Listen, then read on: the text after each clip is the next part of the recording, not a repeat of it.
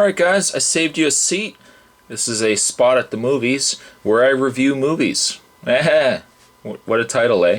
Today's spot at the movies, we're going to be looking at the classic 1986 April Fool's Day. This movie was released in March 27th of 1986. It was directed by Fred Walton, written by Danilo Bach. I guess the lead character, Deborah Foreman, plays a character named Muffy.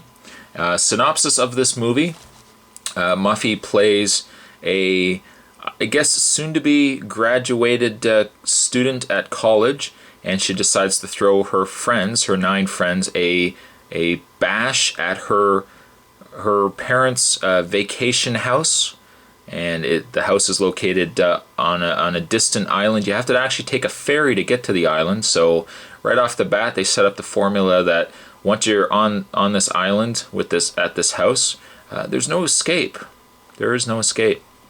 As always, with most 80s horror movies and movies that followed afterwards, the formula that normally it would be characters with exhibiting no personality are introduced quickly and then oft throughout the span of the movie until you usually have 1 or 2 survivors left, and then there's a big reveal. Well, this movie follows that same formula, and I would say, being that it was an 80s movie, it follows that formula, and it also includes an array of 80s stereotypical characters. Yes, they are all here, folks. We have the jock, the athlete. We have his girlfriend, the girl next door. You know, she wouldn't do anything wrong. She's the the picture perfect girl. You have the 2 guys who are the pranksters. Of course, that also means they're sex driven. You've got the reserved girl.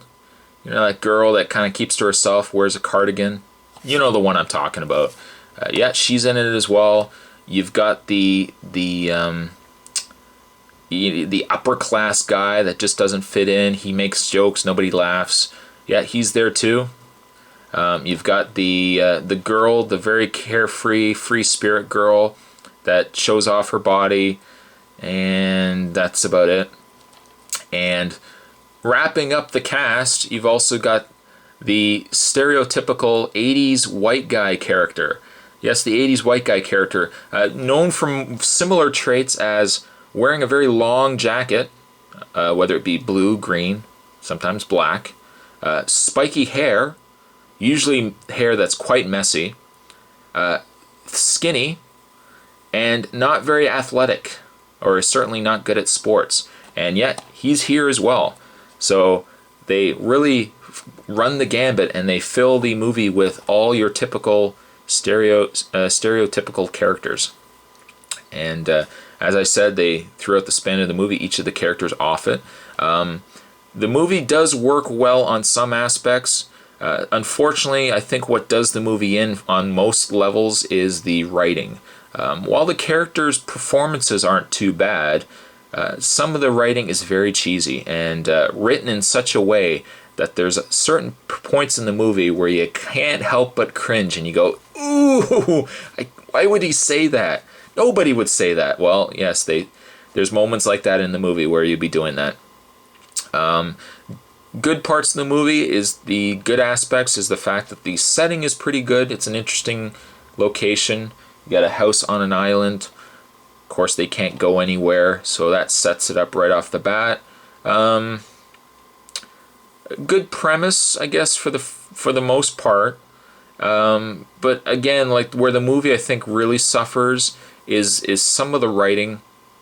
And I will say right off the bat, for those who haven't seen this movie, if you are going into this thinking it's going to be an 80s slasher movie, this is where you're going to be a bit disappointed.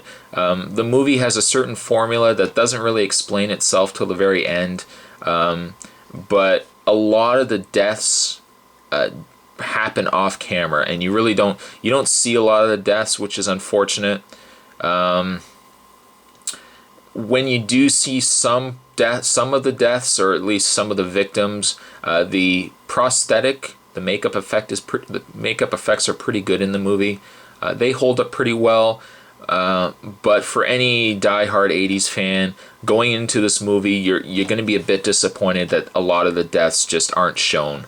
The movie does work, I think, works at a good pace leading up to the very end, where it's got a payoff to it. I think the payoff is good because it's something you don't normally see in a movie, and for that reason, I think it's a very rewarding ending. My personal opinion, though, I think the movie works really well. The ending, the payoff is there. I definitely feel satisfied when I watch the movie, even though it doesn't really have a lot of the gore. The one problem I have, without spoiling anything, because I really don't want to spoil this movie for you, the one problem I have, though, is like the very last 5 minutes or so of the movie. Basically, it's chase, chase, chase, reveal, and then just when you think that's the end of the movie, it gives you that little extra 5 minutes. And the 5 minutes, I guess, is to wrap up the movie. I think that part in the movie is where the movie fails. If you've seen the movie, hopefully you know exactly what I'm talking about. If you've seen the movie, by all means, do not spoil it, hopefully, for anybody who hasn't. But if you've seen the movie, the little last 5 minutes, if they had done it the other way, and you know what I'm talking about, if they had done it the other way and kind of given us a slight twist at the end in that last 5 minutes, I think the movie would have been a lot better. But it gave us a very unrewarding ending. And again, if you've seen the movie, you know exactly what I'm talking about. Overall, I would review this movie, and I would probably give this movie about a 5. Not really a high score, unfortunately.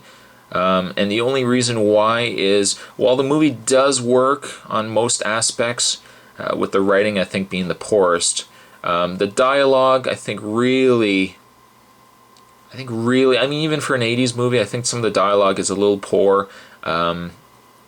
But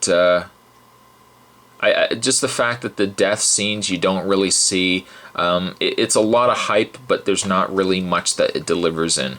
It's worth watching. It's worth watching if you're an 80s fan and you love 80s movies. Just don't expect it to be a gore fest, because April Fool's Day is not going to have that. But again, I would give it a 5.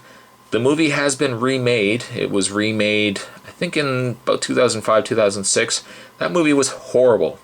Stay away from it completely. If you really want to watch a April Fool's Day, stick with the classic. This movie is now out of circulation. They are not printing this anymore.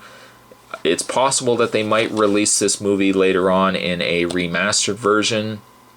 I don't know if this movie garnered enough cult following that they'll release like a 20th anniversary or 25th anniversary or whatever it is. I don't know if they're going to re-release this at all, but this movie is now out of circulation. But if you can find it in the video store and you don't mind like a few chuckles and a few kind of just nostalgic 80s feel to a movie, I would give April Fool's Day a watch. That was a spot at the movies, and today's spot at the movies, we were looking at the original 1986 April Fool's Day. Hope you guys enjoyed it, and I'll see you guys at another spot at the movies. I'll see you guys then.